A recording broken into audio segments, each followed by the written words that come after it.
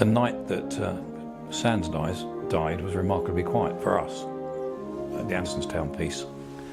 The rest of Belfast, it was just a flame. So we thought, well, we got away with this.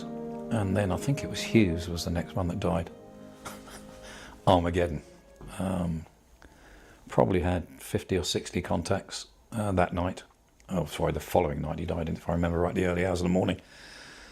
Mark Hawkins, who was one of the platoon commander, I remember had 19, 20 contacts.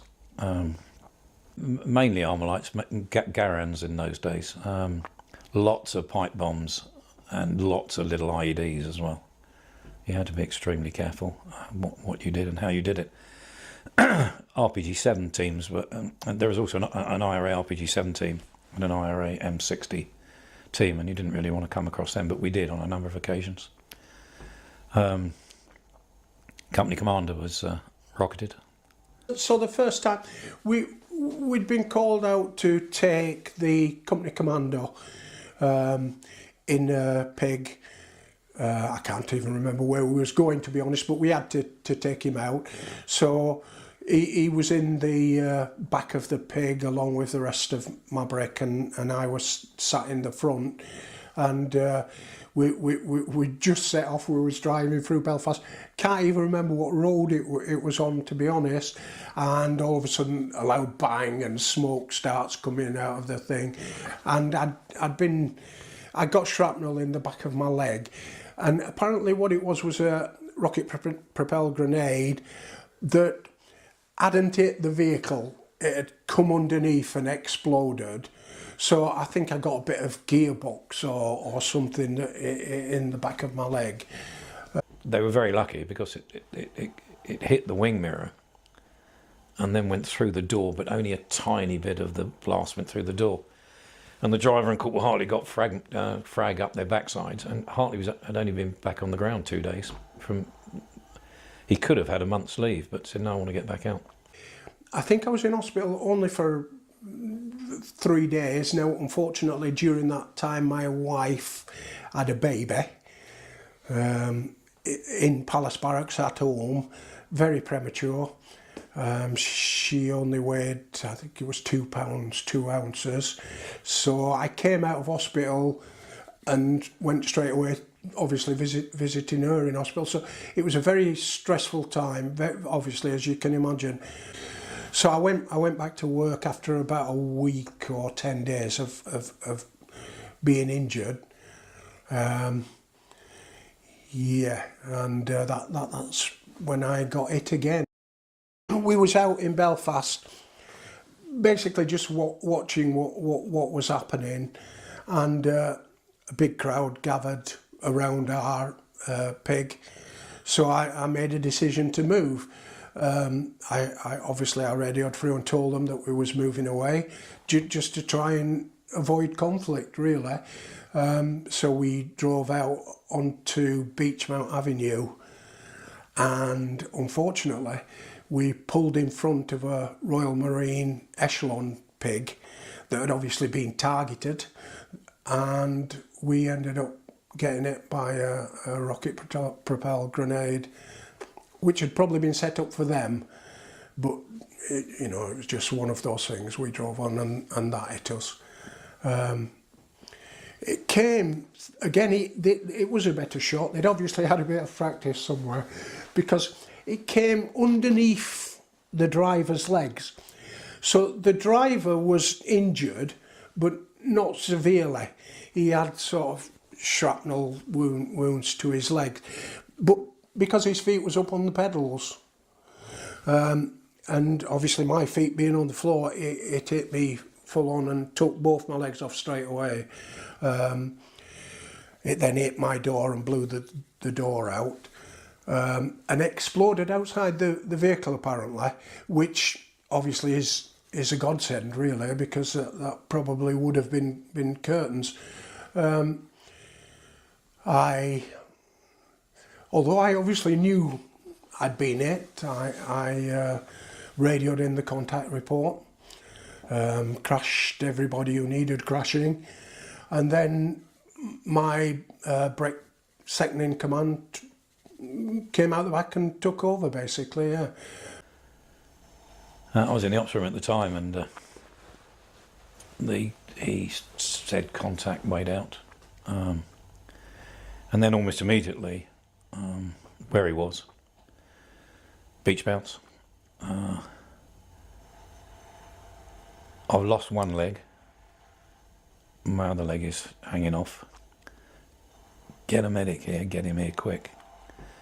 I've deployed my call signs in hot pursuit on the fire position, but I need a doctor. And yeah, you said people cry doing this, I'm welling up now. He lost both his legs above the knee, and he was a very brave man. I know a couple of civilian ambulances came and they were sent back in because of the threat of getting into a civilian ambulance, so we had to wait for the army doctor. I made a very feeble attempt to control the situation and make sure people was doing what they were supposed to be doing.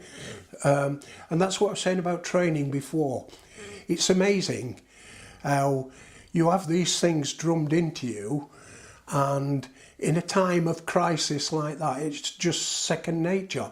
The training is in the mind, and probably isn't a bad thing, because you don't want to be thinking about that. If you've got something else that's taking over from the pain, be it adrenaline, whatever you call it, yeah, I think it probably helps in that first instance to have that understanding, so that you've got something to occupy your mind without thinking about, oh shit. They were still firing at us, so there was still imminent danger. So you do what you can, basically, to try and put the situation right. I remember getting in the ambulance, and I remember the medic saying, I'm going to put a tourniquet on you, and I said, just take me to RVH, take me to, and he said, we're going, I think it's called Rosemount, we're going to Rosemount Hospital, it's a military hospital. So I think we actually drove past RVH, and I was a bit stressed about that, but that was probably, again, just adrenaline, because I thought, yeah, that's the nearest one, take me there, but he obviously had better medical knowledge than I do, so we ended up at Rosemount. Yeah. The day after, as I said, the doctor approached and said, do you know what's happened to you? Which I did, I was aware of, I knew that had happened. And a really quick sort of recovery time. I can't remember, but I would have thought within 2 days, my mind and everything was back and active and sort of assessing the situation. I think after 3 days, an ex-policeman came in to see me who'd lost both his legs and an arm, who I'm still in contact with now, a lovely guy, and he helped me assess the situation so much. That was vital. He actually took me for a drive. He let me drive his car around the car park, and this was 3 days after this had happened, and I was driving his car because he took me out in a wheelchair, get you. And I had a drive of his car with the hand controls and everything. And it was all, I've since spoken to him, and it was all him saying, the more you do, the more you see of what can be done, the sooner, the better. So that was really good. I wish I could have kept a knee. That would have made the difference. Because they're both above the knee, at the time, artificial limbs wasn't great. They was okay. I could walk in them, but I couldn't do anything, which I found very frustrating. I can do a lot more in my wheelchair than I ever could with artificial limbs. I met a lot of people who'd lost limbs through British Limbless Ex-Servicemen's Association, and there was a real mix of dogmatic, wear them all the time and get on, to I never wear them and I have a full life. So at the time I sort of slotted in the middle. I wore them sometimes, I didn't. If I was going to wear them, I wanted to be able to do what I wanted to do. And in the end, I just found that wasn't feasible.